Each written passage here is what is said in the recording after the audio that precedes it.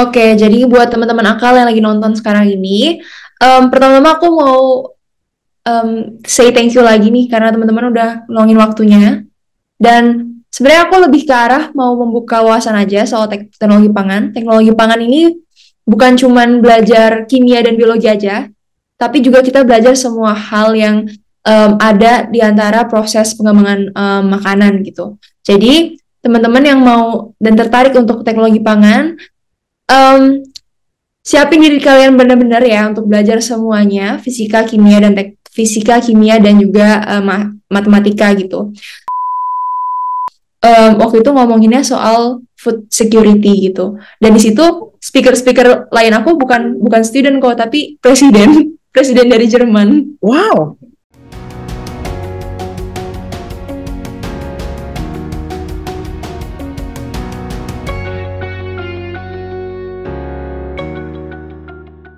Nah, sekarang nih udah mau kan Angel ini kita present ini sebagai sebenarnya mahasiswa berprestasi dari FTP UGM nih. Tahun 2022 ya, Angel, bener ya? Iya benar. 2022. Nah, kalau boleh tahu nih, kegiatan kamu secara non-akademis gitu ya, apa aja sih yang kamu lakuin dan mungkin yang paling berkesan boleh ceritain satu. Oke, jadi aku tuh awal-awalnya nggak pernah kepikiran sebenarnya mau jadi mahasiswa berprestasi karena aku sebenarnya dari awal tuh biasa-biasa aja ya kok. Terus aku di awal itu awalnya ngikutin himpunan mahasiswa di fakultasku. Terus aku juga ikut satu komunitas agricultural internasional gitu namanya ISLC UGM.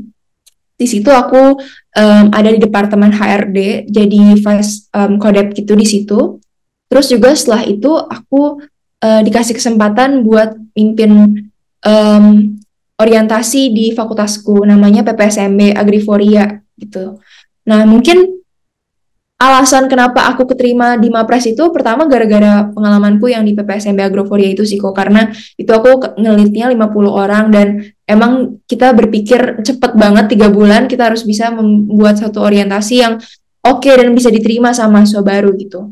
Terus selain itu, selain di dalam UGM, aku juga ada kegiatan di luar UGM. Salah satunya aku ikut Student XCO Yogyakarta. Jadi itu kegiatannya bukan cuma ya universitas aja, tapi udah skalanya regional kan. Jadi mungkin di situ juga jadi salah satu pertimbangan penilaian di dalam si mahasiswa berprestasi ini. Terus selain itu aku juga suka dan aktif ikut lomba-lomba sih kok. Mungkin salah satu yang paling terkenalnya itu kayak PIMNAS gitu. Tahu nggak ya PIMNAS? Ya, PKM gitu. PKM, PIMNAS ya? Iya, Ya, PKM. oke, tahu. Aku waktu itu ikutnya PKM GT. Jadi gagasan tertulis. Waktu itu aku bikinnya soal sistem logistik pangan Indonesia. Tuh. Dan itu linear ya, untungnya dengan topik apa jurusanmu itu ya? Iya, itu linear dengan FTP. Dan di situ aku dapet ya lumayan sih kayak juara 2 gitu. Dan ya sebenarnya sih kalau misal soal Mapres ini ya lebih lanjutnya, dia tuh nggak cuma ngeliatin misal non akademik organisasi aja, nggak cuma non akademik lomba aja gitu, tapi yang aku lihat adalah mereka ngelihat orang yang bisa semuanya kayak generalis gitu, yang emang fokusnya ke banyak hal, nggak cuma satu hal aja mereka fokusin. Jadi salah satu halnya aku waktu itu juga sempet bikin kayak satu gerakan donasi gitu waktu pandemi untuk orang-orang di sekitar Tangerang. Mungkin itu juga yang salah satu hal yang dilihat sama mereka juga sih kok gitu. Jadi seorang Mapres ini adalah orang yang paket komplit gitu ya, Angel ya, bisa kayak di beberapa bidang dan tidak melulu harus satu gitu ya. Benar. Ya, keren. Nah, kalau persiapannya, Angel, gimana nih waktu Mapres gitu, ngebagi waktunya pasti kan susah banget ya. Kalau aku sih mungkin aku nggak ngerasa terbebani karena itu aku lakuin awalnya bukan karena aku berpikir aku menjadi Mapres kok. Jadi aku lakuin karena emang aku suka sama bidang-bidang yang tadi aku bilang gitu kan.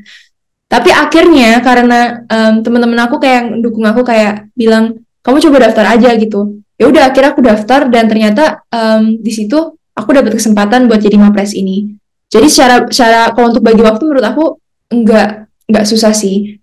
Mungkin untuk prosesnya sendiri ya, waktu di UGM itu kayaknya lebih sedikit prosesnya dibandingkan yang lain. Pertama, kita daftar dulu, isi form registrasi gitu ya.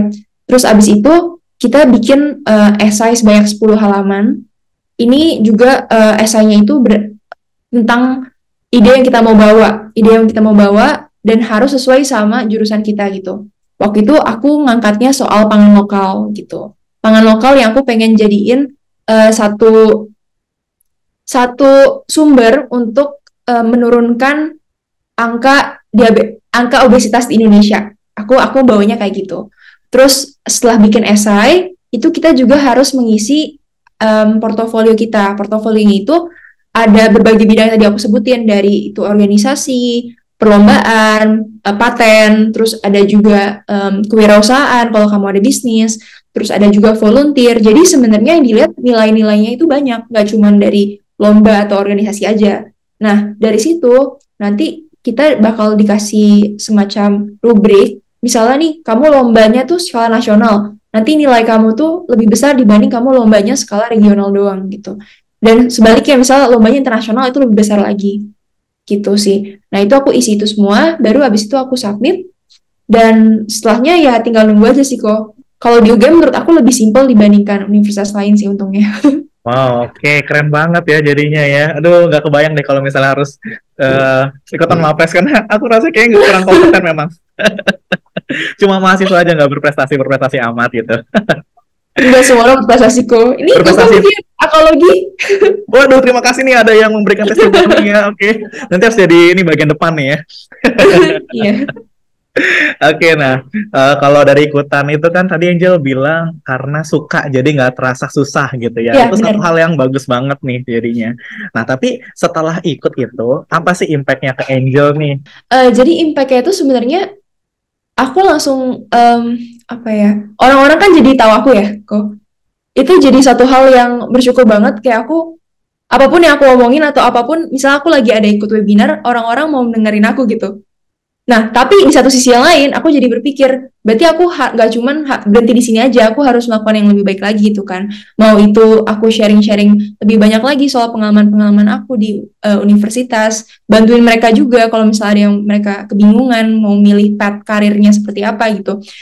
Itu sih jadi satu hal yang berubah banget setelah Mapres ini. Terus yang kedua, ternyata ketika aku kepilih jadi Mapres ini bukan berarti aku udah selesai nih kok. Aku malah banyak hal lainnya yang aku pingin capai. Salah satunya ya exchange ke Boras ini, ke Sweden itu kan. Terus juga aku sempet waktu itu dipanggil juga sama universitas buat mewakilin dari FTP, mewakilin jadi speaker. Waktu itu ngomonginnya soal food security gitu. Dan di situ speaker-speaker lain aku bukan student kok, tapi presiden dari Jerman. Wow. Makanya terus itu aku jadi representasi dari student dan terkhususnya student dari agricultural technology gitu sih. Oh, jadi malah banyak hal lain yang terbuka dan aku malah pengen lebih lagi untuk membantu dan juga belajar lebih banyak lagi gitu sih kok. Yang tadi yang apa namanya himpunan yang siswa internasionalnya itu berarti yang Angel represent gitu ya? Bukan, aku represent mahasiswa UGM gitu. Oh, mahasiswa UGM gitu ya. Oke. Tapi mewakili yang orang agricultural gitu. Oke. Ya, jadi bisa dibilang Mapres ini menjadi. Iya betul, karena waktu itu topiknya tentang food security. Oke. Nah, jadi Mapres ini sebenarnya menjadi gerbang awal Angel ya, bukan jadi akhir di mana Angel berprestasi ya. Betul. Oke, ya betul. Betul banget. Mungkin satu lagi Jel, kalau misalnya adik-adik tingkatmu yang nonton kan berarti udah ada di sini gitu kan. Oh iya benar. Pesannya untuk jadi Mapres deh gitu. Apa sih kira-kira gitu. Silakan Jel.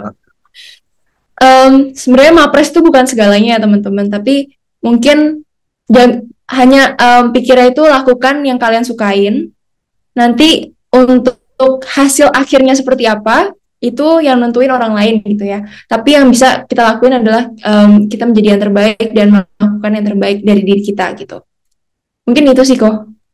Keren banget Jel. Oke Angel, makasih banyak udah ngomongin waktu di sini.